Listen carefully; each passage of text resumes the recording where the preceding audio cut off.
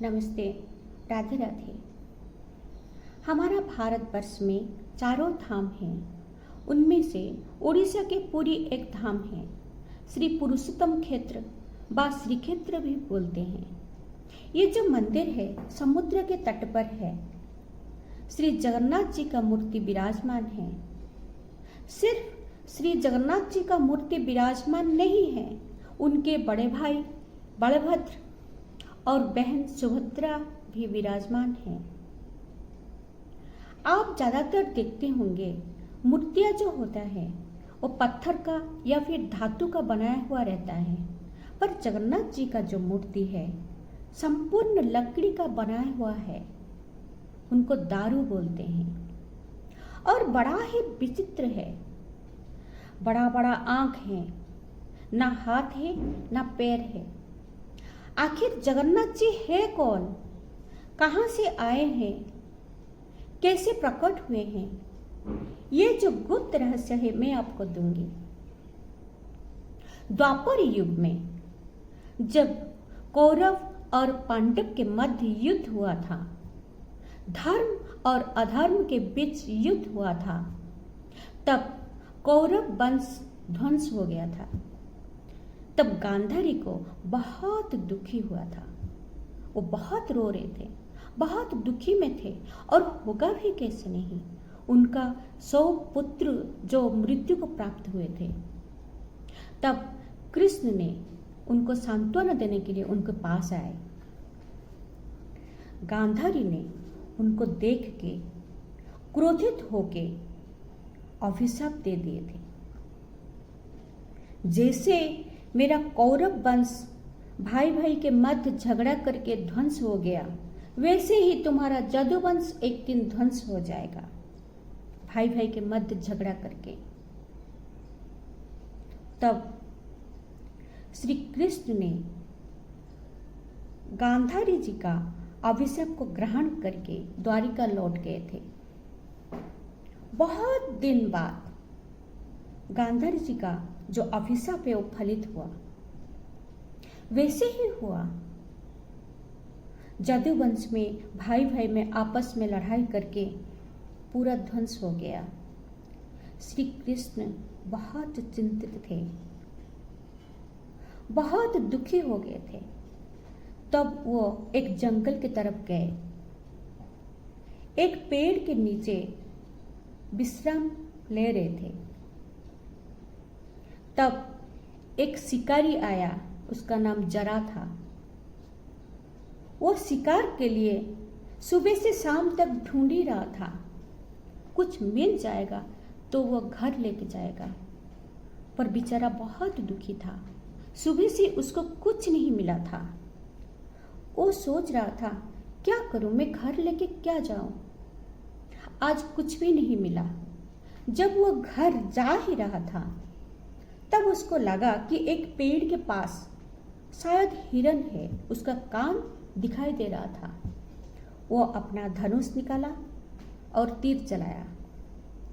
वो तीर जाके श्री कृष्ण के पैर में लगा। उसको तो पता ही नहीं था। जब चित्कार सुनाई दिया तो वो पास में जाके देख रहा है कि ये श्री कृष्ण का पैर में लग गया। वो बोला, प्रभु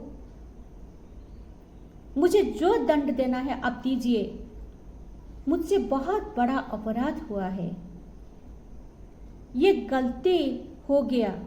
मैं हिरन का कान सोच के अपना तीर चला था, पर ये आपका पैर में लग गया। तब श्री कृष्ण ने बोले, शायद द्वापर युग खत्म होना है, शायद द्वापर युग खत्म हो जाएगा, मेरा लीला का अंत हो जाएगा। तुमसे कोई अपराध नहीं हुआ है जरा, सबको एक दिन अपना कर्म फल भोगना पड़ता है। आज मैं भी भोग ही रहा हूं। तुम्हारे कारण मेरा मृत्यु लिखा है। आप ये क्या बोल रहे हैं प्रभु, मुझे तो कुछ समझ में नहीं आ रहा है। कैसा कर्म फल, कैसा अपराध, आप मुझे समझाइए। ये जरा ने बोला। तब श्री कृष्ण उनको बोले, जब त्रेता युग में वो राम अवतार में थे,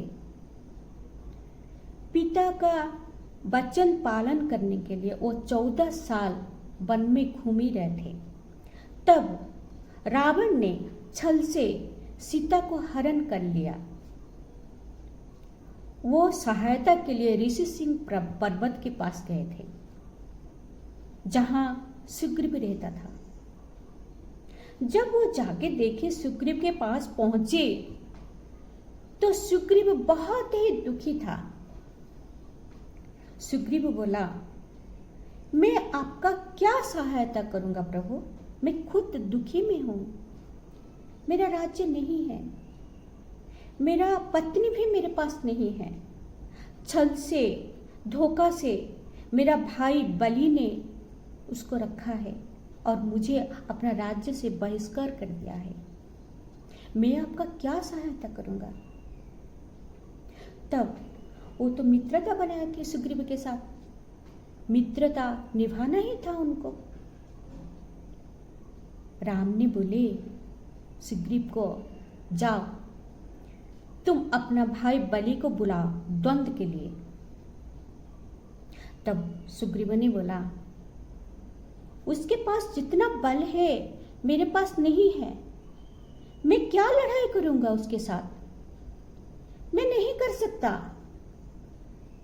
और आप एक वनवासी है, आप क्या मुझे सहायता करेंगे। तब राम ने बोले, तुम द्वंद्व के लिए बुलाओ तो मैं तुम्हारा सहायता करूंगा। तब सुग्रीव ने अपने भाई बलि को द्वंद्व के लिए बुलाया। दोनों में बहुत लड़ाई हुआ, युद्ध हुआ दोनों के भीतर। पर राम ने देखे कि ये दोनों भाई तो भिन्न नहीं है, कुछ अलग नहीं लग रहा है, वो कैसे मारेंगे। तब उन्होंने क्या किया, एक फूल का माला जो है वो सुग्रीव के गले में पहना दी। जब वो माला पहन के लड़ाई के लिए गए,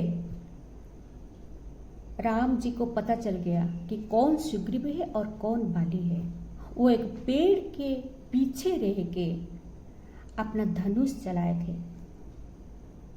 तब बलि मृत्यु को प्राप्त हुआ था। वही बलि तुम हो, जरा तुम हो वही बलि। जैसे मैं तुमको चुपके से मारा था राम अवतार में, वैसे ही अब तुम मुझे एक पेड़ के पीछे रह के मारा, इसलिए तुमसे कोई अपराध नहीं हुआ है। ऐसे बोल के श्री कृष्ण ने मृत्यु को प्राप्त हो गए थे। तब उनका शरीर को जलाने के लिए लेके गया, जलाने जंगल में बहुत सारे लकड़ी को इकट्ठा किया और शरीर को जलाने के लिए लेके गया। जब जलाया शरीर को तो पूरा शरीर जल गया था, पर इनका जो हृदय है वो नहीं जला था। वो कुछ दिन बाद आके देख रहा था कि ये तो जल गया पूरा शरीर, पर जो हृदय है वो नहीं जला। वहां से बहुत रोशनी निकल रहा था, देखने के लिए एकदम नील कलर का था, बहुत चमकीला था। तब जरा को आकाशवाणी हुआ कि ये जो हृदय है तुम उसको लेके पानी में भसा दो। तब जरा ने उस हृदय के लेके पानी में भसा दिया। वो हृदय किसको मिला था, कौन लेके गया था और वो पूरी तक कैसे पहुंचा,